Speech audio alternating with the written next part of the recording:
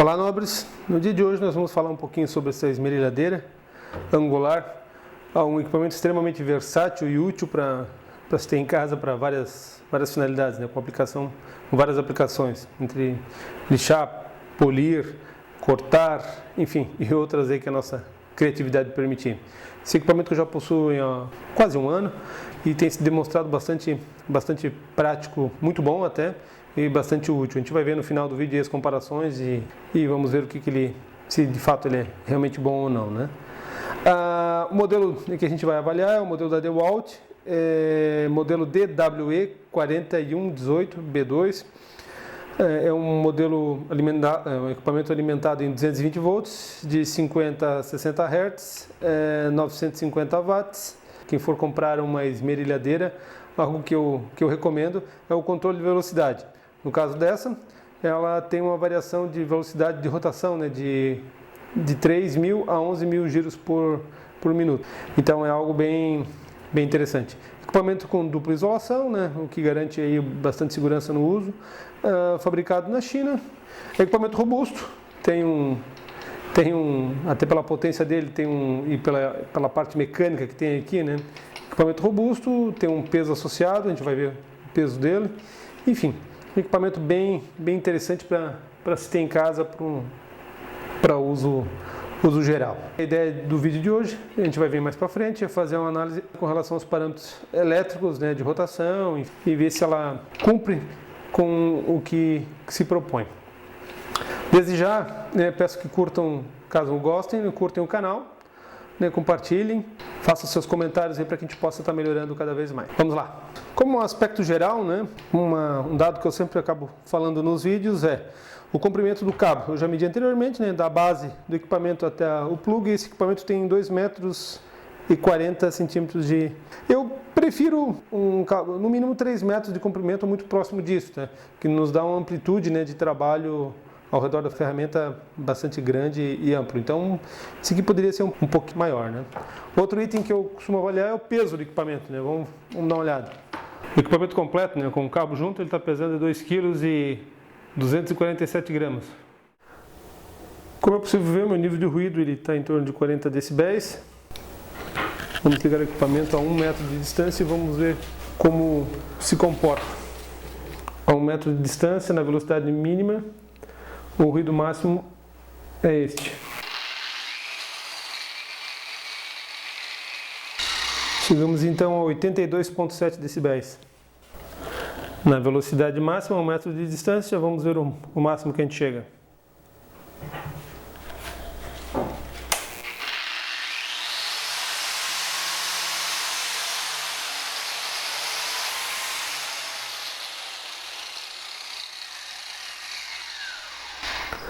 R$ 91,3. Realmente a gente precisa usar o protetor auricular para um trabalho continuado, né? O uso de EPIs, tanto o óculos de proteção quanto o protetor auricular necessário para o uso desse tipo de equipamento. O objetivo agora é medir a rotação, né, desse equipamento. Será que ele atende o que especifica? Como velocidade mínima ele nos dá 3.000 RPMs. No disco, né, como vocês podem ver aqui, foi colocado uma fitinha branca, justamente para que possa ser dado o contraste, para que o tacômetro possa fazer a leitura precisa. Então vamos ligar. Velocidade mínima.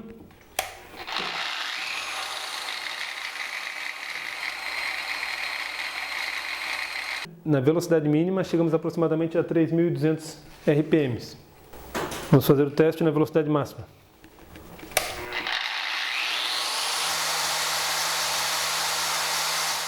Na velocidade máxima chegamos a 9.650 RPMs. O manual, o equipamento diz que chega a 13.000 RPMs. Não chegou, funcionando com o equipamento a vazio. Uma característica interessante desse equipamento, diferente de alguns outros que eu já vi, ele possui um controle automático de velocidade. Então, se a gente setar uma velocidade intermediária aqui agora e eu for usar ela, por exemplo, vamos testar aqui em a vazio com a velocidade.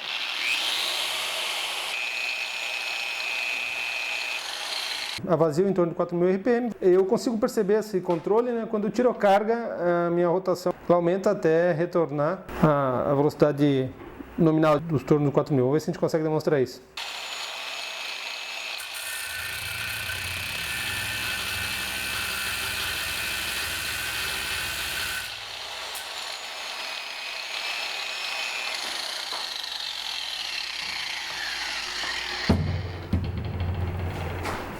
chegamos ao máximo de 4.400 RPMs. Nessa condição, quando colocamos carga ele manteve, e quando tiramos ele chegou a aproximadamente 4.400, retornando depois a seus 4.000 RPMs. Na condição sem carga, né, ligado na velocidade mínima, eu estou medindo uma tensão de 221.4 e uma corrente de 0,8 amperes. Nessa condição, a potência consumida pela esmerilhadeira é de 177 watts.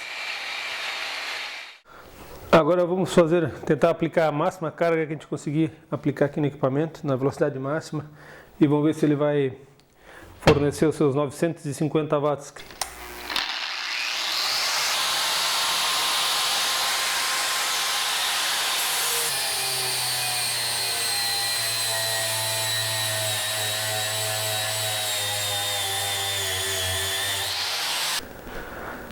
Bem, como vocês puderam perceber, eu forcei bastante o equipamento e ele chegou a uma corrente até de 6.3 amperes, o que excede bastante o valor de 950 watts, visto que com 950 watts a corrente nominal seria de 4.3 amperes.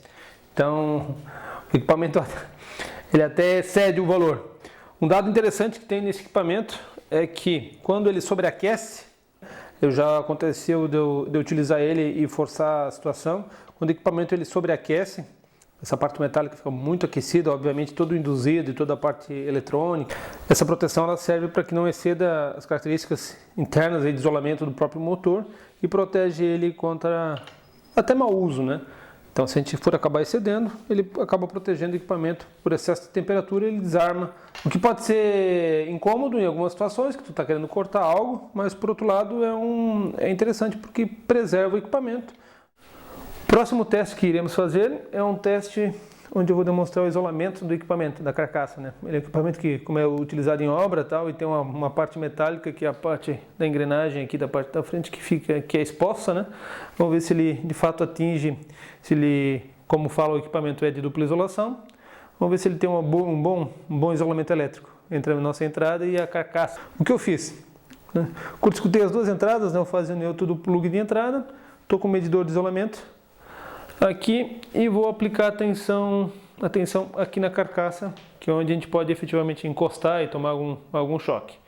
O teste inicial eu estou fazendo com 250 volts, que é mais ou menos aproximadamente a nossa tensão de rede, que é de 220, e vamos ver se eu tenho algum problema. Nessa condição eu tenho com uma resistência de isolamento maior que 275 mega-ohms. Vamos aumentar a escala de tensão, 500 volts,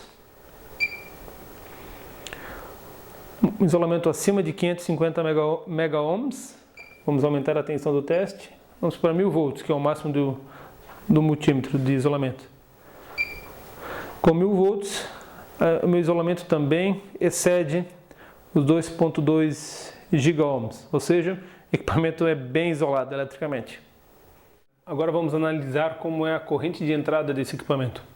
Eu sempre gosto de fazer isso para a gente ter uma ideia da qualidade do produto, né, do equipamento em si e das características que a gente vai ter na nossa instalação. E agora vamos ver como é a entrada desse equipamento funcionando na velocidade intermediária aqui e ver a corrente dar um stop para a gente poder avaliar. Notem que eu tenho um semiciclo positivo, né? Eu tenho um pico de carga, justamente na parte quando eu tenho a senoide aqui, que ela está na crista dela, e no semiciclo negativo a mesma situação. E esse tipo de curva é típica de um retificador com um filtro capacitivo, onde na hora da máxima tensão de entrada ele acaba carregando, né? E gerando uma corrente alta. Notem que eu estou com uma escala de 1 ampere por divisão, estou tendo nesse caso aqui picos de 2,5 amperes. Enfim, podemos fazer essa análise internamente da parte eletrônica. Caso seja do seu interesse, deixe nos comentários aí que a gente pode fazer isso nos próximos vídeos. Notem que essa característica, então, de consumo, né, de corrente de entrada, ela provoca uma série de distorções harmônicas na rede. Vamos tentar ver aqui. Eu vou tirar outra amostra de corrente para que a gente possa melhorar um pouquinho a nossa estrutura. Vamos lá.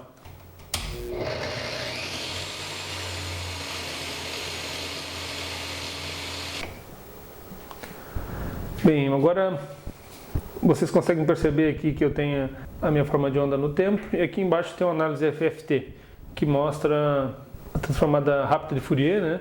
E mostra uma análise baseada na frequência. Então, e aí consigo ver as harmônicas que eu tenho aqui. Então aqui eu estou com a minha fundamental em 60 Hz, eu estou com demonstra a minha terceira harmônica aqui em 180,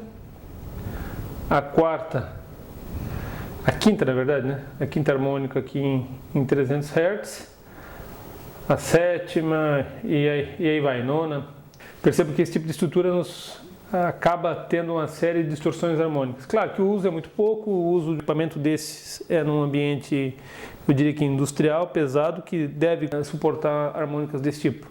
Mas vários equipamentos desses juntos, fazendo a mesma coisa, podem trazer um dano ou problemas à nossa rede elétrica. Enfim, essa é uma curiosidade, é uma característica que tem desse tipo de equipamento e que a gente pode demonstrar isso internamente, caso seja de interesse de vocês.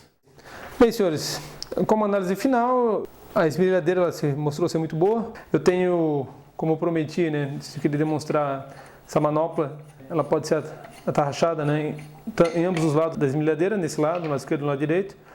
E, enfim, isso dá flexibilidade para que a gente possa utilizar, como o disco de proteção aqui também nos permite essa flexibilidade.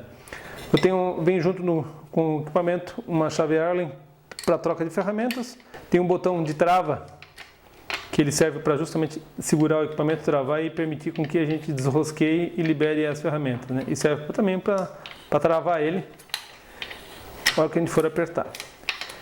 O equipamento é muito bom, já tenho ele, como comentei, há 1 ano. Características, né, dos nossos testes aqui hoje. Ele fala que eu tenho que chegar a 11.000 RPMs. Em medições chegou próximo de 9.500 RPMs.